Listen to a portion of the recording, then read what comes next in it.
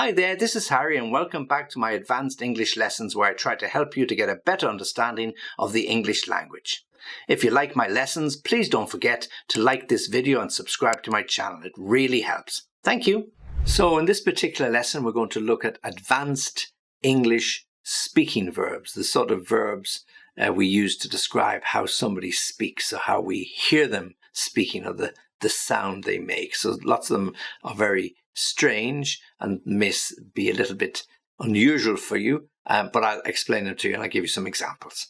So we're going to talk, first of all, when people are talking loudly. So when they're talking loudly, when they're talking like that, talking loudly. So the sort of verbs we use for that would be yell, bark, screech, and scream. Okay, so when somebody yells,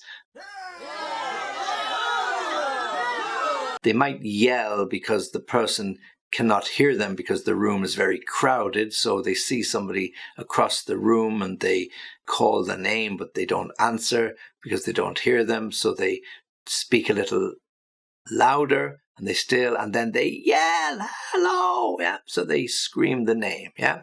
And so if you see somebody at the other side of the park, you yell to get their attention.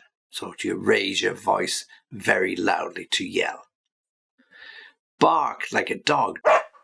Dogs bark. We use that all the time. But people can bark. They can bark. Usually they bark orders. So somebody who feels they're very superior or senior to everybody else, they will do this, do that, get this, get that. The sort of noises and sounds you'd hear in a very busy restaurant where the head waiter or the chef is telling their other chefs and cooks to take the water off, boil this, do that. So there's no please and do because they don't have time. So they bark out orders just like a dog. Whoop, whoop, yeah, bark, to bark orders. Screech. The screech is usually a high-pitched voice. A screech, yeah? Now, somebody might screech if they get a shock. They can also scream, so screech and scream can be very, very similar. So when somebody gets a fright or a shock, then they will screech, oh, ah, yeah, whatever it might be. Or if you're in one of these theme parks and you're on the roller coaster or you're standing beside the roller coaster, then of course all you will hear are people screaming and screeching. Ah! Now they're really, they say, enjoying themselves. I really don't like roller coasters and I avoid them at all costs.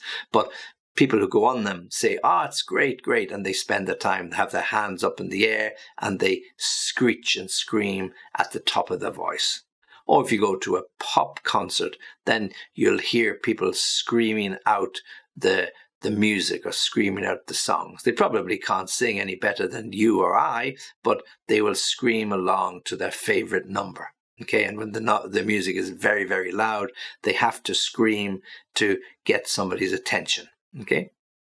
If you go into a busy bar where there's lots of people talking, maybe there's some live music in the bar that evening, and you go up to the bartender and you ask for a beer, and he says, what? And you say, beer, and what? So you end up screaming or screeching, I'll have a beer, please. So you screech or scream to get his attention, to give him your order. Then the opposite then is to speak quietly. And the type of verbs we used about speaking quietly would be whisper. We can also use mutter. Okay, now whisper is a very, very, very, very, very low voice. Okay, like a mouse. Whisper. So when somebody whispers, usually they whisper because they don't want somebody else to hear. Okay, so they want to keep it a secret. Or perhaps they're in a place where they should speak quietly, like church or a library. So they whisper, they speak very low so that they don't break the rules, because if you go into a library, the first thing you see on the wall is silence. So people are asked not to speak. Yeah. So you have to speak very, very, very quietly. So a whisper. Okay. I could only hear a whisper. But sometimes children play games and they whisper with each other to try and see can the other person hear. So it's with a very low voice. But when somebody mutters, it's usually just a habit they have. And, when you were young, I'm sure your mother or father, somebody told you, don't mutter, speak clearly. So when we mutter, we're inaudible. People cannot hear what we're saying. Or somebody who puts the hand up to their mouth like this, it's very hard to hear what they are saying. They are muttering behind their hand and you can't understand what they're trying to say. So the order or instruction from the teacher or the parents will be, please don't mutter. Don't mutter behind your hand. Take your hands down from your face. Don't mutter under your breath is an expression they would use, meaning speak clearly so that everybody can understand exactly what you are saying. Okay, so speaking quietly, whisper or mutter. Now, if we talk about verbs connected with speaking negatively, okay, let's look at a few of those. We can rant about something. Okay, so when we rant, we complain and complain and complain. So he's been ranting on about the service in that restaurant he went to for days. I wish he would just go and complain. Yeah, or he's having another rant, meaning he's in a mood again and he's going on complaining about the weather, complaining about the service, complaining about the internet, whatever it is, he has something to rant about. So it's complaining, usually in a loud manner that everybody can hear. There are two words now that have very similar meanings, ramble and babble. Okay, now we are talking about people who are speaking. Okay, so because ramble, you can also go for a ramble, which is to go for a walk. But when we talk about speaking, to ramble on or to babble on means to really talk without any end or without any structure or without any real sense as to where it is going to go and when will it stop, and you don't stick to the point. So, he rambles on so long. He's been babbling on about that for ages. So to babble or ramble, very, very similar words. Okay, so to babble might mean to talk not rapidly, but continuously in perhaps a foolish way or some way that's incomprehensible. Yeah, and to ramble will be to be talking at length in a confused way. So they're both words that we would use where people might not understand exactly what you're saying and you don't stick to the point. There's some little differences, but most of the time when somebody rambles or babbles, it really means exactly the same. And the same way we talk about to grumble and moan. Okay, so again, these are two words that more or less have the same meaning. A few little differences. You can moan in your sleep when nobody knows what you're trying to say, but you can moan in your sleep.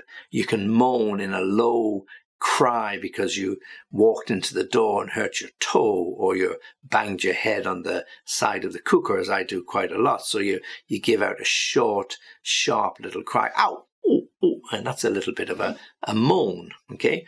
But when you grumble, again, it's a low sound, but it's usually over a longer period of time. For example, if you're very hungry, your stomach will talk to you. It will grumble. You say, oh, who's making that noise? Oh, I think I'm hungry. It's time I had something to eat. Okay, so there's a little difference then between moan and grumble. But when people are moaning or grumbling, they're usually complaining about something. And that's where the common link between the two words. When you moan or grumble, it's usually a complaint about something. He's always grumbling about something. He's never happy. He's always moaning about something. He's never happy.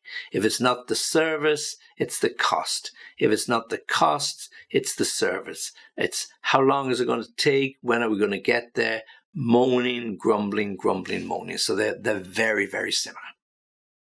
We can also growl. Now, we used before bark when somebody barks orders, and that's to do with the dog. The dog barks. Dogs also growl, but a person can growl. So they can growl or speak in an aggressive way. What do you want? What did you do that for? When will you be back? Yeah, so that's a bit of a growl. It's not pleasant, and it's not a way you'd like somebody to talk to you, because hopefully you wouldn't like to talk to somebody like that. So when somebody is growling, he's usually in a bad mood. Perhaps it's a permanent bad mood, but it's the way they have of talking and speaking to other people. Okay, so they're all quite negative ways of speaking. Now, there's a nice positive way when somebody speaks. They can rave about something. So we mentioned rant. So we can rant and rave, but often rave is more positive than rant. Rant is to complain about something. He's always ranting on about something, as I said. But you can rave about something. You go on and on, but it's more in a positive way. He's been raving about that hotel since he got back from his holiday. Honestly, you'd think it was the only hotel in the world. You know, this was great, that was great. I'm sure not everything was that good, but you know what he's like. When he does something and he likes it, he likes other people to hear about it. So he's been raving about it for a long, long time. So much more positive than ranting. Now, when people speak unclearly, we have some verbs that we use for that, and these would be to mumble or stutter. Okay, so mumble is when somebody sort of falls over their words and it's not very, very clear.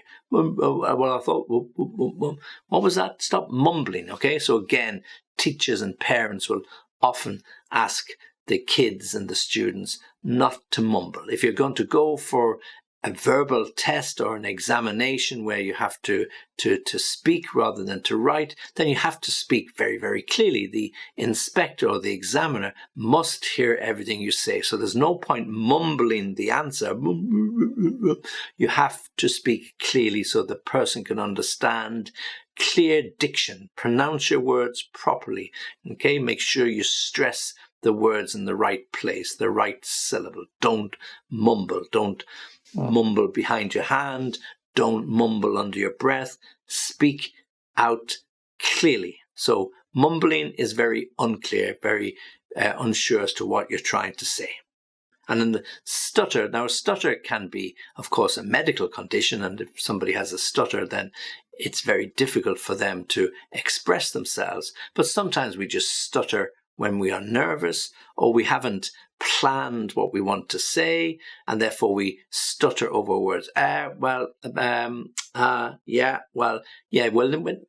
then we stutter, and it's not very audible.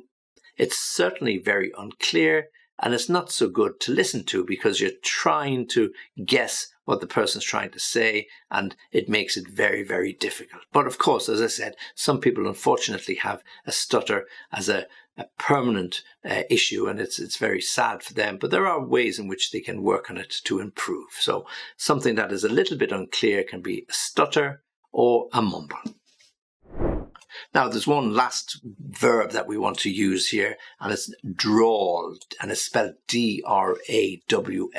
Now, to drawl, they often refer to the Texan drawl. So if you listen to somebody from the deep south of Texas in America, how are you going there, folks, and how are you today? Yeah, so that's a drawl.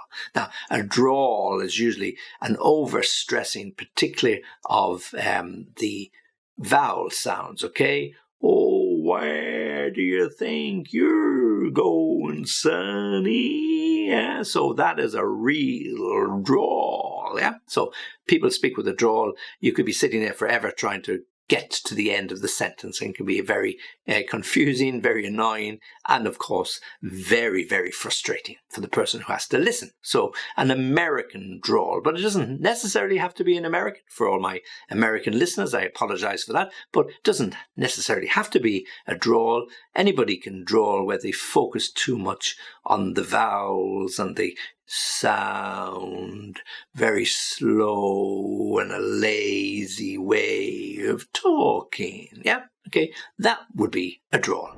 Okay, so we're talking there about different verbs in connection with speaking and talking. So we said you can speak out loud or speak loudly, to yell, to bark, to screech, and to scream.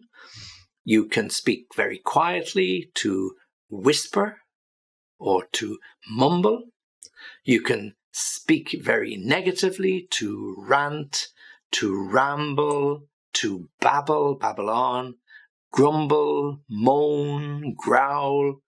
And then there's a more positive way to rave about something, but it depends how you speak. It could be both positive and negative. And then finally, if you're not speaking so clearly, then the sort of verbs that we would use would be like stutter and mumble. And then finally, the American drawl, okay? To drawl, to speak in a lazy, lazy way. Okay, so they're all advanced ways or advanced verbs and ways of speaking in English. I hope you enjoyed those. You can practice them and practice your American drawl if you really wish to. I always enjoy it when you listen and watch. I'm very grateful.